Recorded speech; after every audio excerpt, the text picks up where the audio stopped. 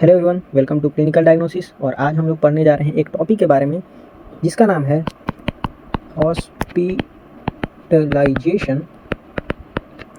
Of burn patients.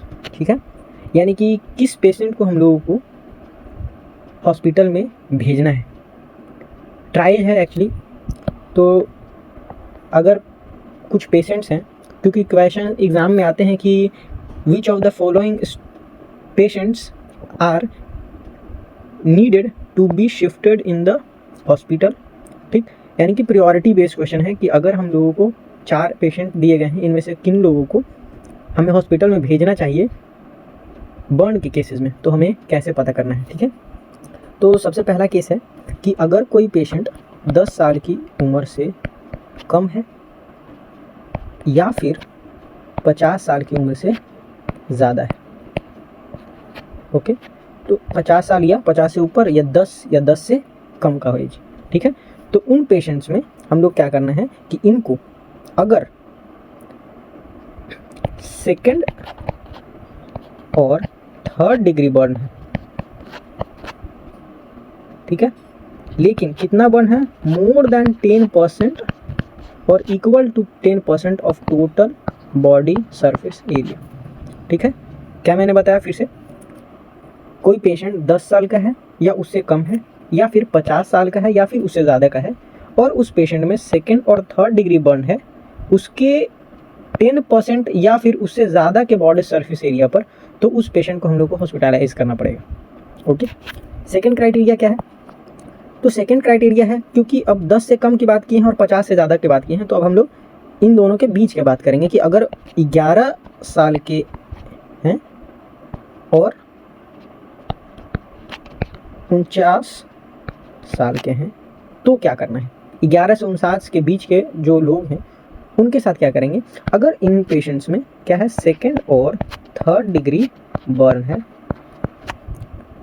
ठीक, और अगर टोटल बॉडी सरफेस एरिया के 20% एरिया पर अगर बर्न है तो इनको हॉस्पिटलाइज करना होगा।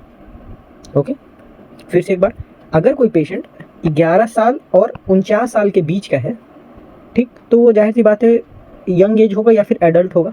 ठीक है, और उनके body total body surface area के 20% या फिर उससे ज़्यादा में सेकेंड और थर्ड डिग्री बर्न है, फर्स्ट डिग्री बर्न पेशेंट को हॉस्पिटलाइज नहीं करना हो।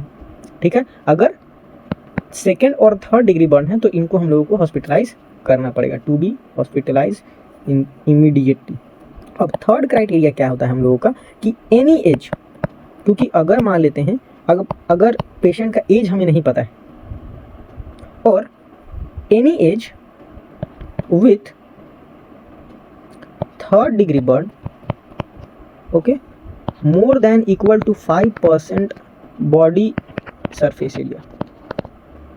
ठीक है, अगर कोई पेशेंट है जिसका एज किसी भी तरीके का हो, कितना भी एज हो, ठीक है, हमें नहीं पता है, लेकिन उसे थर्ड डिग्री बर्न है 5 या 5% of total body surface area का, और प्लस में उनके पास कोई क्रोनिक डिजीज है, क्या है, कुछ क्रोनिक डिजीज है, जैसे कि इनमें क्या आ जाएंगे क्रोनिक डिजीज में, जैसे कि डायबिटीज मेलाइटस हो सकता है, ठीक, लीवर फेल्यूर हो सकता है, या फिर क्रोनिक किडनी डिजीज हो सकता है, या फिर कोई हार्ट रिलेटेड डिजीज हो सकता है। तो उन पेशेंट्स को हम लोगों को कहाँ भेजना होगा, हम लोगों को भेजना होगा, हॉस्पिटलाइज करना होगा और उन्हें इमीडिएट केयर की ज़रूरत पड़ेगी। ओके।